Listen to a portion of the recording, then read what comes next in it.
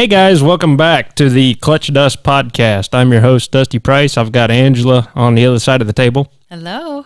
We're going to recap a little bit of our 2019 season. I know it's already Thanksgiving. I know it's already Halloween, and we're finally getting around to this. But as soon as we got done tractor pulling, we jumped right into harvest. And harvest seems to keep dragging on. But today we also interviewed Doug Lively. We talked to him for a little bit. It was pretty enjoyable. Talk about his extensive career.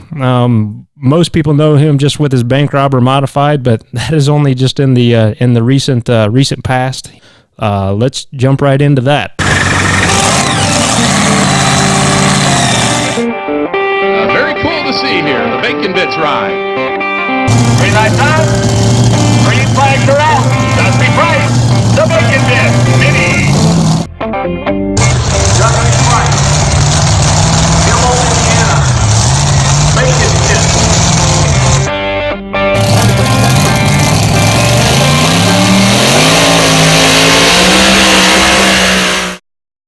Doug Lively from State Center, Iowa, has been pulling since 1985.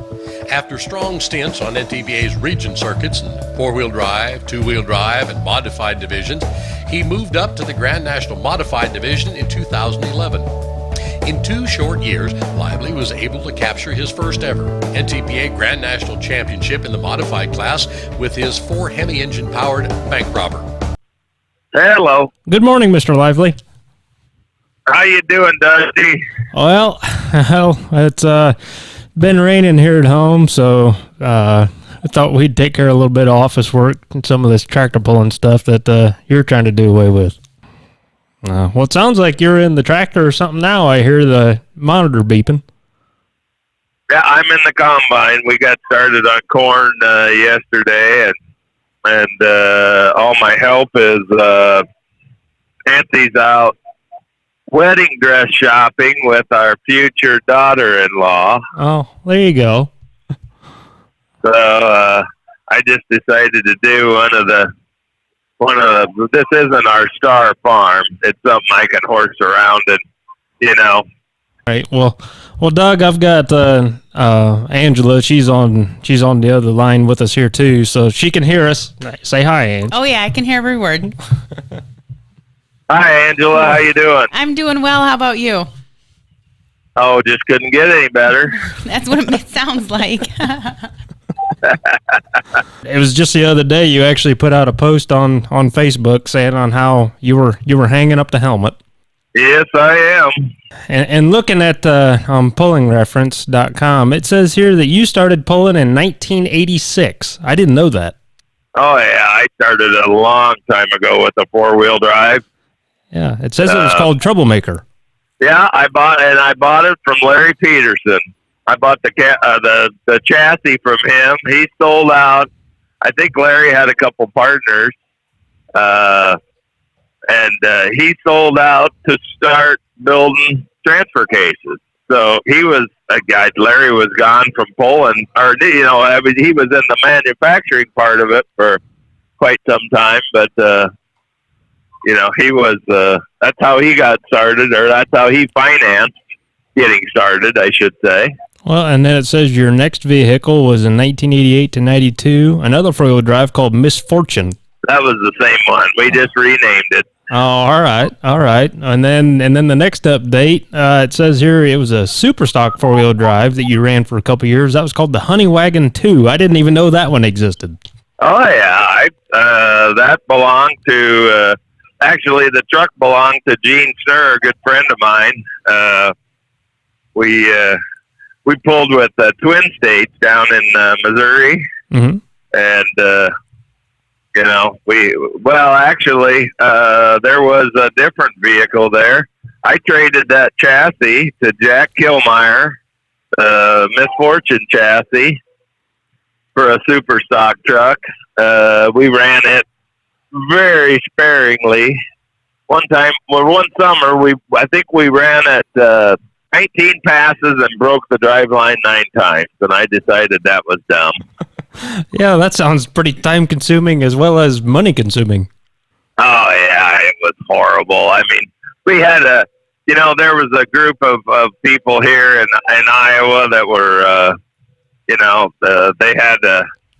had a 1-ton driveline rule, and I ran it that year, and I said, this is just about as dumb as I can get.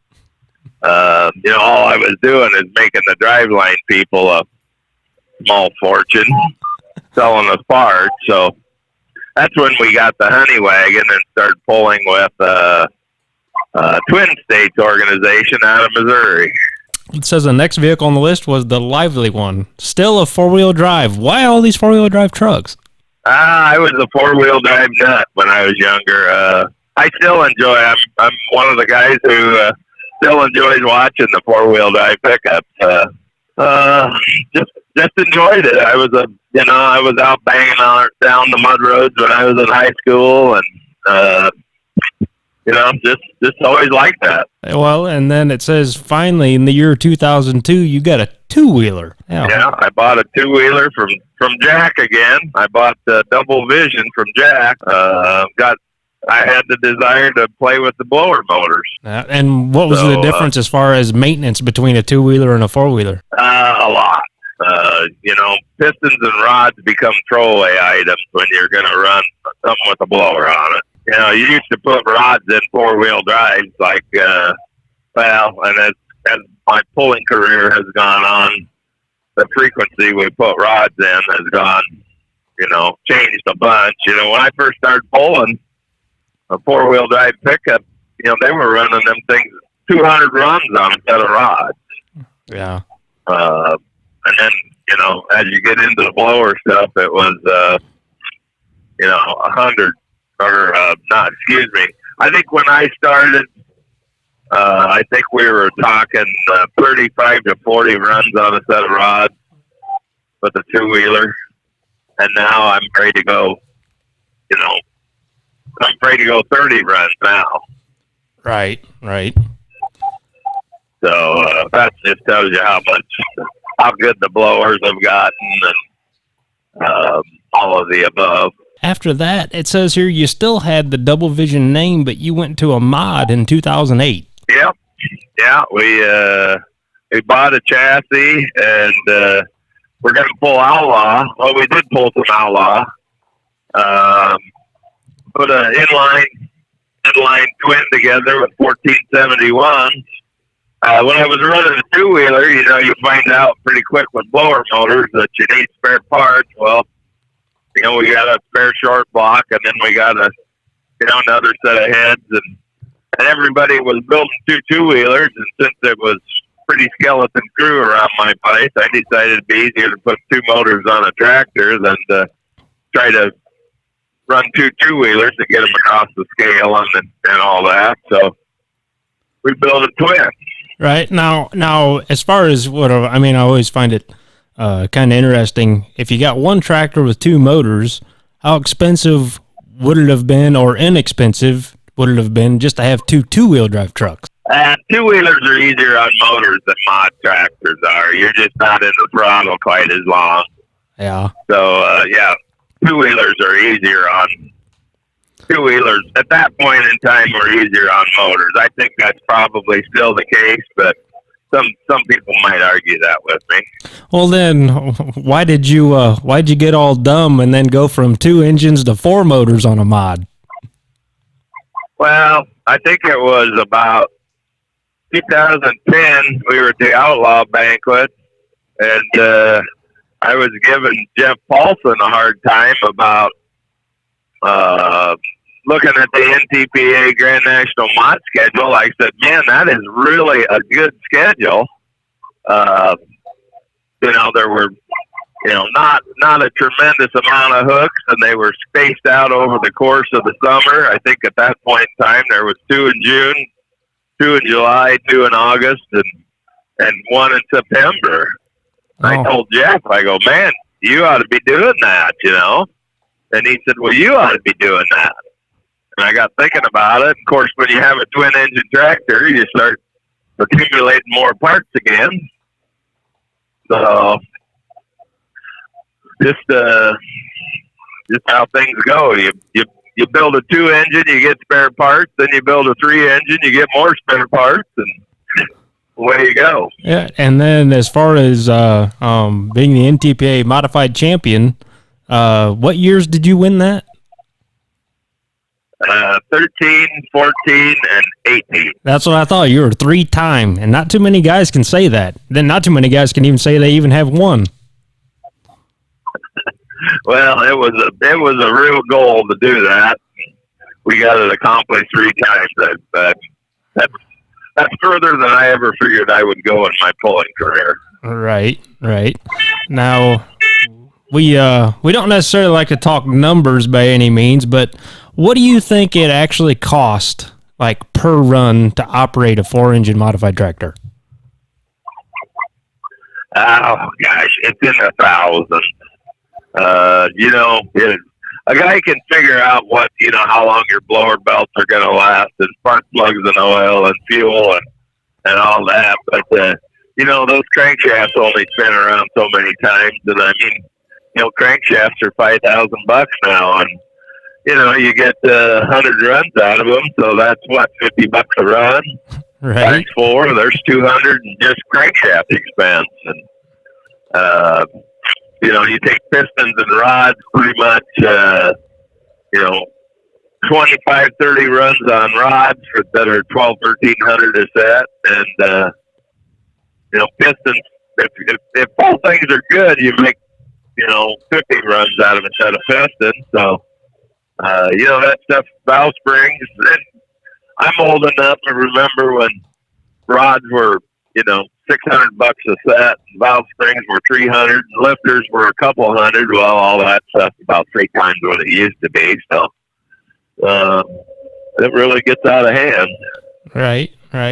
So if you had to do it all over again, I mean, is there anything that you would do differently? Like, would you have a mod sooner, or would you actually just stay in the 4-wheel drives?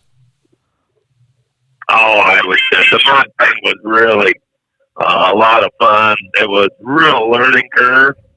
Running the mod tractors, basically like running 3 years of a 2-wheeler. So, and that's why a guy does it, for the challenge, and I just enjoyed it.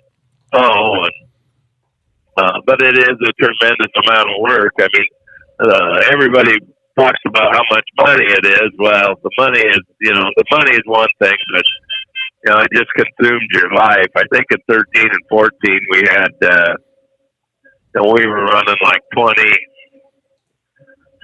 to 23 hooks throughout the summer, all the way from Hutchinson, Minnesota, clear to Saluda, South Carolina. So and it just consumes your life. That 14, all we did is I worked on the tractor, and we'd come home, and Nancy'd help me unload, and I'd work on the tractor, and she'd jump on the lawnmower, and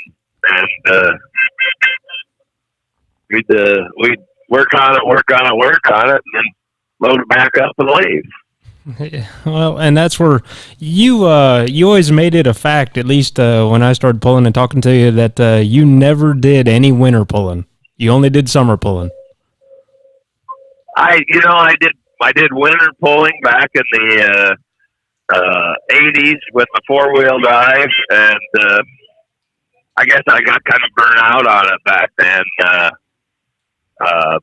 Back then we were hauling stuff around on open trailers, and I mean, guys, you'd get to an event, your stuff would be covered in salt, and we made the joke of we called it spray and clean, Krylon or Rust-Oleum paint. You'd pull in there and you'd scrub it up as best you could, and then start painting the frame and stuff so it looked halfway presentable. So,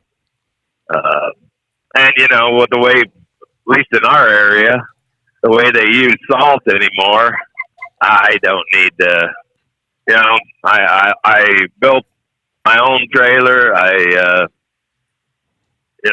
like my trailer, and I didn't want it rusting away. Doug, with all the 30-some years of pulling that you did and all the different type of vehicles that you pulled, do you have any favorite memories or the crazy stories that stick out to you, that come right to the forefront the minute you start thinking about your years of pulling? Oh, there's so many. Traveling at night so many times. It was quite a deal. Uh, One time we were headed to Wichita, Kansas, and somebody ran out of fuel, and it was the middle of the night. We were out there in Nebraska, getting ready to go south, and Kevin Finneran ran out of fuel, so we went to go get him fuel, and going back the other way, and to take him back fuel, and they poured alcohol out from their pulling jugs into their pickup and got it going, and we met them on the road. They're going about 80 mile an hour the other way. Of course, that was back in the good old days when you didn't have cell phones, and it's like, what happened here? So, then you turn around and head back and find them. And the traveling, there's probably more stories for traveling than the actual pulling. It was just a lot of time on the road, a lot of nights out there. Right. Well, I remember one time I told you that I could never afford a toter or anything else because I didn't need anything, like we don't race toters. All we do is just race tractors. And you told me that you and Chuck Knapp, you guys would go down the highway and actually race each other back to Iowa. Yeah, Chuck and we did. So when Chuck was pulling mod, we had a lot of fun traveling with the Knapps. Going to Saluda, the first time we went to Saluda, of course, Chuck had been there, I think, with a two-wheeler before, and so we followed Chuck and Bartley's down there, and that was a really interesting situation. Going down through the mountains and following Chuck, we gave Chuck so much of a hard time. He'd run his brakes all the way down the hill, and I said, "Man, we're gonna have to stop the brakes on that thing before we get there." Yeah. Oh, I can believe it. No, but so basically, I mean, whatever. It sounds like you've had a lot of fun, you and Nancy, and as far as, I mean, your crew, you always told me that it was not necessarily always you working on the tractor, but I mean, you always worked on the tractor in your spare time, because you do farm, and I mean, you've got a little bit of a line business, a trucking business. But as far as you working on the tractor, what did Nancy always have going on? Like, what did she help you with? Oh, she could do about everything. I mean, she didn't do any of the tuning or much of the technical stuff, but like this year, we had trouble getting our crops in like everybody else did, and we got done farming, and first thing we did is jumped on, and she and I assembled the tractor. 10 days. We had to put 4 motors together, and I mean, she's down there putting. She helped me torque the heads on, and we got quite a routine. She runs the one torque wrench, and I run the other one, and we stick it together. So when Nancy started helping me, I thought, boy, this will be short term. That she won't like it. She likes more of the ball and stick type sports, and she got into it and enjoyed it. And, I was surprised. She picked up the terminology really well, and she enjoyed it. I was really surprised, but yeah, we had a lot of fun at it. And like I say, our time is done. Yeah, well, and now that your time is done, what's Doug Lively gonna do for a good time? How's he gonna get his adrenaline rush now? Well, I've been looking at motorcycles. Been looking at wave runners. We're gonna spend a lot of time doing some different things. This summer we were gonna go out east, and we ended up not going out east and pulling, and so we decided to just go and went and explored a little bit of Maine, New Hampshire, Massachusetts area, and we had a lot of fun doing that. And we're going to see the sites. We're getting at the age where we need to do our traveling and see whatever sites we're going to see, because guy gets a certain point in time and you just don't feel like traveling anymore. So we're going to get it done now while we still can. You get your wave runners and you come visit us here on Lake Michigan some summer. We'll show you the sites cool. here in South Haven. Yeah, that is definitely on our list of things to do is wave runners. So it'll be, for me, it's going to be motorsports, or it'll have a motor. That's what gives me a rush.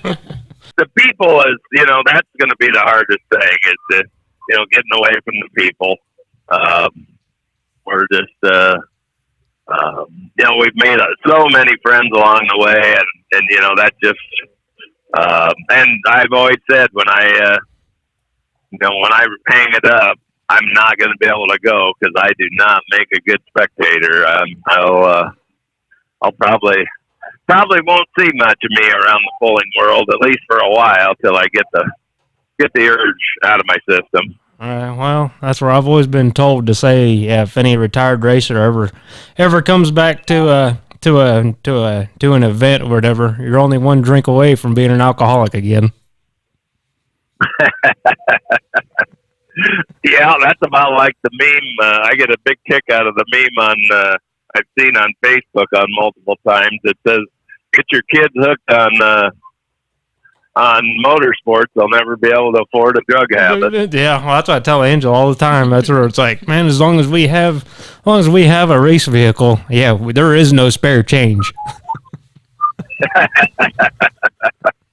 Yeah, no, but Doug, we definitely appreciate your time, and hopefully farming goes good for you this fall. I know that we don't keep in touch like we should. I mean, we'll text each other and call each other every once in a while, but I know I'm definitely going to miss seeing you at the events and all that, but I'm pretty sure we'll have to be meeting up here sometime. Yeah, we'll be around. You never know.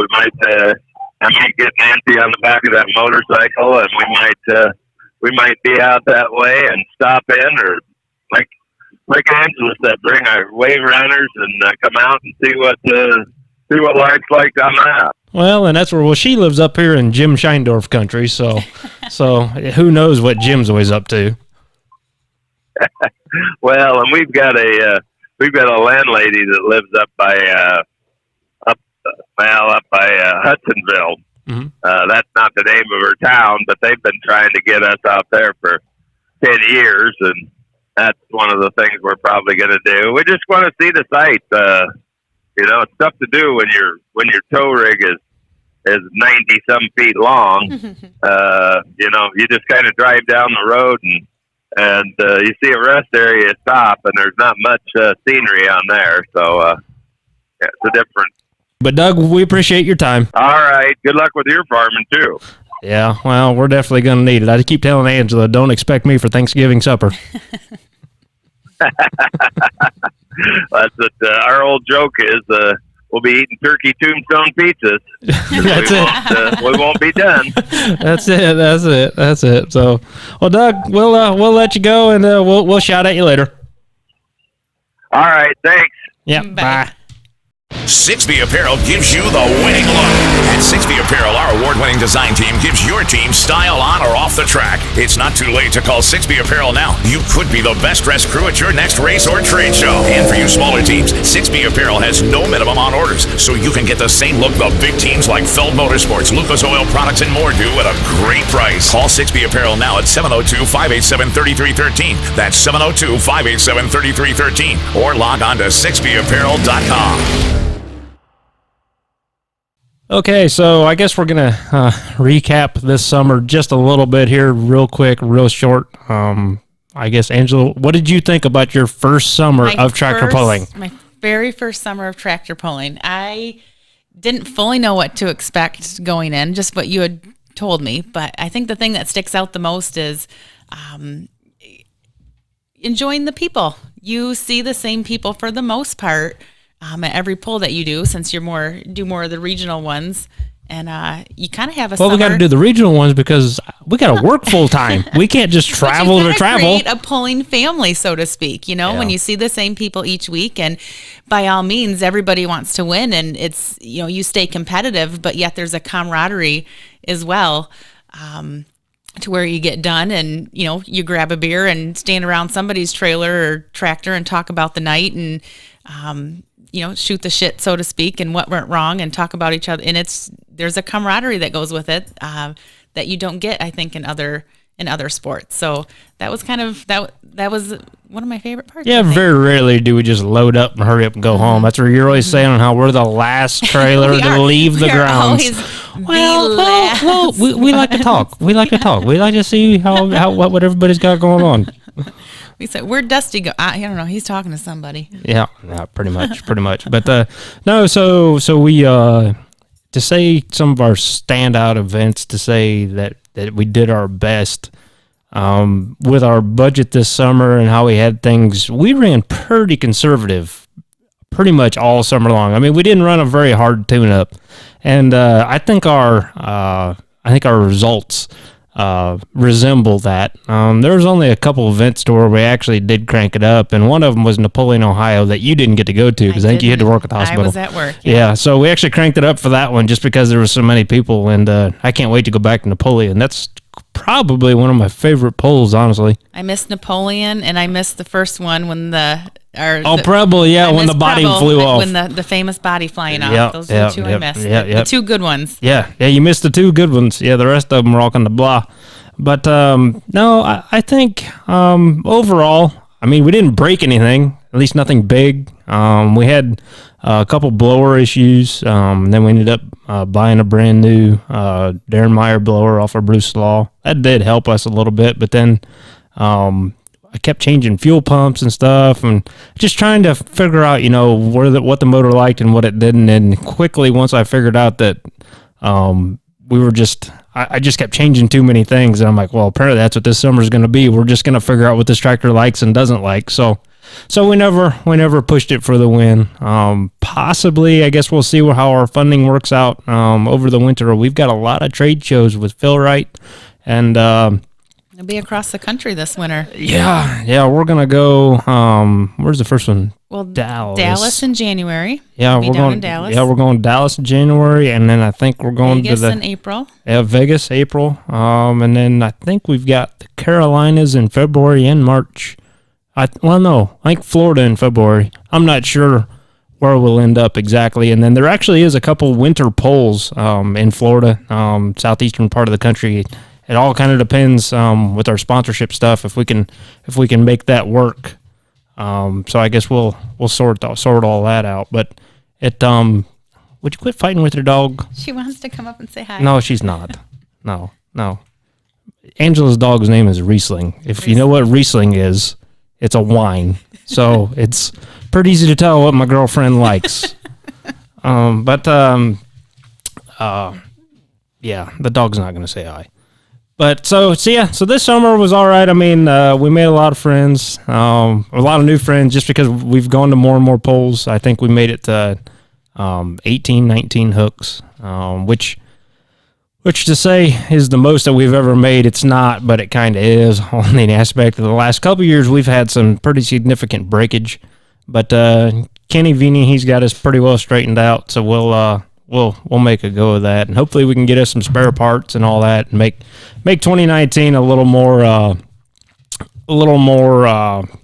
am I trying to say? To say we finish better, finish higher. If we're not, we can dial it in a little better. Yeah, we can push things a little harder, just because we'll have more spare parts at home. But no, I think this off season, it was a good summer. It wasn't a bad summer. Right. But that's where. Sorry we didn't get any podcasts out this summer. Once we quickly got the season underway, we found out we didn't have any spare time to really sit down in the studio and take care of any of this business. So I apologize for that. But I think this is going to be an off-season regular thing. See if we can't crank one of these out pretty regular, especially as soon as we get done with harvest at home. Let us know what you want to hear. Is there somebody you want to hear from that we can call and talk to? What are you interested in? We'll see who we can talk to and what we can make happen. Right, and that's what we've already got a long list of people that would like to be on here. So, but yeah, we're gonna have to get the social media stuff. We got a lot of videos we got to get on YouTube and really try to push all that stuff. And I see that Mike and Mary Kale, they're really pushing their social media stuff pretty hard. So good for them. So, but. No, I think, as I say, as far as the off-season stuff goes, I think this podcast try to be a regular thing, and we'll just kind of roll with it. But yeah, just like Angela said, let us know what you guys think of the podcast. Let us know, what you want to hear, what you want out of us, and we'll just kind of go from there. But till then, thank you guys for listening, and we'll make a go of it. So happy harvest. Yeah, happy harvest. But be safe. Have a great Halloween, and we'll talk to you later.